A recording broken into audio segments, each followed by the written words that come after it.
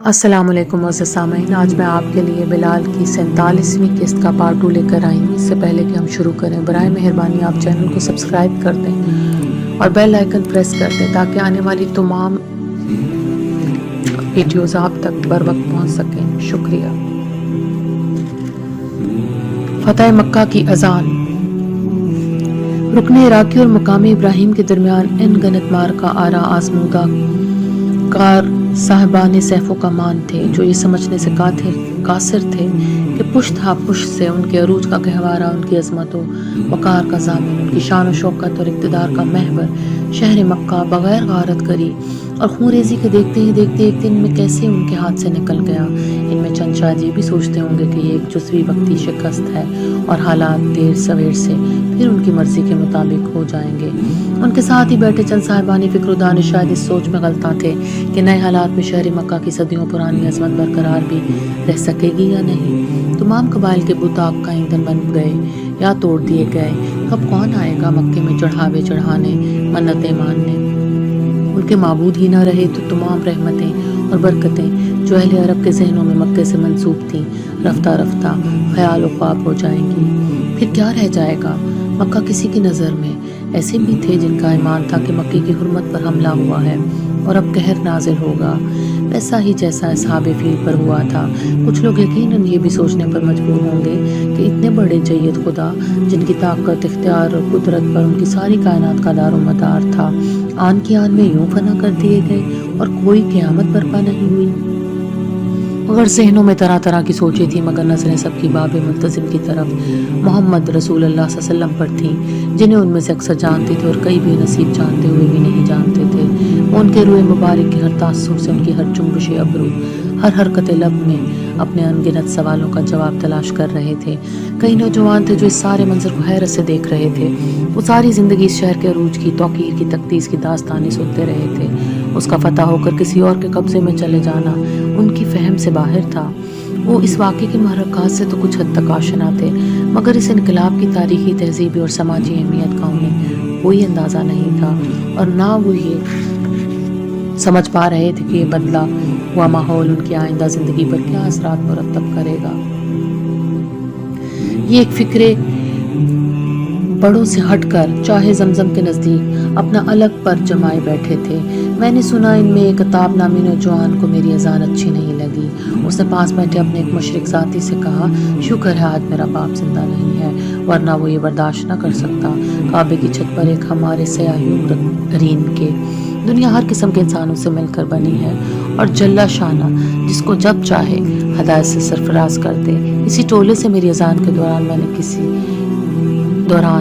میں کسی نے ازراہ تمسخر میری اذان کی نقل اتارنے کی کوشش کی، نہایت دھیمی آواز میں، جسے چند لوگوں نے سنا اور بات آئی گئی ہو گئی۔ چند ثانیوں بعد اسی ٹولے سے کسی اور نے میری اذان کی نقل کی۔ اسے بھی زیادہ لوگوں نے نہیں سنا، اور جنہوں نے سنا بھی وہ ماحول کی سنجیدگی کی وجہ سے ٹس سے مس نہیں ہوئے۔ چند لمحے گزرے، اسی جماعت کے کسی اور لاابالی نوجوان نے یہی صورت دہرائی، مگر تینوں آوازیں اتنی مدھم تھیں کہ انہیں صرف قریب کے لوگوں نے سنا، اور جب ان پر کہیں سے کوئی رد عمل نہیں ہوا تو ہر ایک نے یہ سمجھ کر سکھ کا سانس لیا کہ دانستہ شرارت کا امام نہ رفع دفع ہو گیا اور اب کسی باس پرس کی نوبت نہیں آئے گی۔ مگر ہوا یہ کہ اذان ختم ہوتے ہی حضور اکرم صلی اللہ علیہ وسلم نے اعلان فرمایا کہ وہ جس نے سب سے پہلے بلال کی اذان کی نقل کی تھی سامنے آئے۔ حاضرین میں کھلبلی مچ گئی، ہر شخص پریشان کہ اب کیا ہوگا۔ اتنے میں ایک 15-16 سالہ نوجوان چاہے زمزم کی سمت سے ملتزم کی طرف راستہ بناتا ہوا آتا دکھائی دیا۔ پاس آیا تو عمر رضی اللہ تعالیٰ عنہ نے بڑھ کر اس کا ہاتھ تھام لیا اور اسے لوگوں کی صفوں سے باہر نکل کر باب ملتزم کے پاس حضور صلی اللہ علیہ وسلم کے سامنے لے آئے۔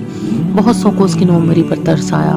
چند لمحوں کے توقف کے بعد حضور صلی اللہ علیہ وسلم زیر لب مسکراتے ہوئے اس نوجوان کی طرف بڑھے اور اسے انتہائی مشفقت سے کہا کہ وہ بلال کی اذان کی نقل دوبارہ سنائے۔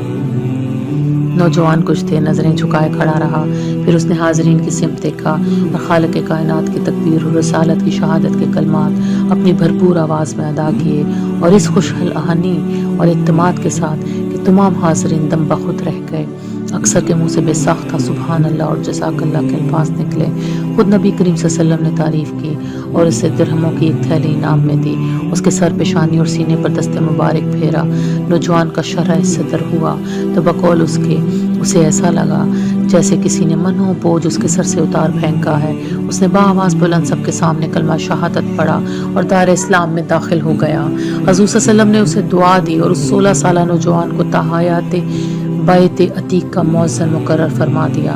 ہم اس نوجوان کو ابو محذورہ کے نام سے جانتے تھے۔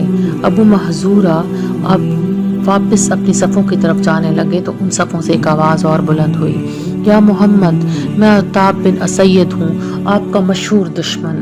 یہ کہتے ہی اس 20 سالہ نوجوان نے نہایت بلند آواز سے کلمہ شہادت ادا کیا۔ حضور صلی اللہ علیہ وسلم نے بھرے مجمع میں اپنے منہ بولے دشمن سے ایمان کی شہادت سنی تو فوراً اعلان فرمایا، میں تمہیں مکے کا امیر مقرر کرتا ہوں۔ ساتھ ہی دینی تعلیم کے لیے انہوں نے معاذ بن جبل رضی اللہ تعالیٰ عنہ کو ان کے ساتھ مامور کر دیا۔ عتاب بن اسید رضی اللہ تعالیٰ عنہ کا مشاہرہ 1 درہم یومیہ مقرر ہوا۔ اس سال فریضہ حج انہی کی قیادت میں ادا ہوا۔ ایک لمحے پہلے کا دشمن دین اسلام کے مفتوحہ شہر کا مطلق العنان والی بن گیا۔ ایک لمحے پہلے کا غیر سنجیدہ شریر نوجوان کائنات کی سب سے محترم عبادت گاہ کا مؤذن مقرر ہو گیا۔ یہ تھا عفو و درگزر کا وہ سبق جو ہادی برحق صلی اللہ علیہ وآلہ وسلم نے دنیاوی اور مادی مصلحتوں میں جکڑی ہوئی انسانیت کو سکھایا۔ پھر عتاب رضی اللہ تعالیٰ عنہ اور ابو محذورہ رضی اللہ تعالیٰ عنہ ہی کیا، محسن انسانیت صلی اللہ علیہ وسلم کی رحمت بے پایہ کا نفسیاتی اثر یہ ہوا کہ دیکھتے ہی دیکھتے پورا علاقہ ایمان کی روشنی سے منور ہو گیا۔ ابھی چند روز پہلے میں اپنے ایک بزرگ دوست کے یہاں انہیں عمرے کی مبارکباد دینے حاضر ہوا تھا۔ مکے کا حال احوال سننے کا بھی شوق تھا کہ آخر مکہ میری جائے پیدائش تھا اور وہاں کے ایک ایک ذرے سے میری ہزار یادیں وابستہ تھیں۔ باتوں باتوں میں معلوم ہوا کہ ابو محذورہ رضی اللہ تعالیٰ عنہ آج 12 سال بعد بھی مسجد الحرام میں مؤذن کے فرائض انجام دے رہے ہیں اور اہل مکہ میں ان کا بڑا احترام ہے۔ اللہ تعالیٰ انہیں ہمیشہ شاد و آباد رکھے۔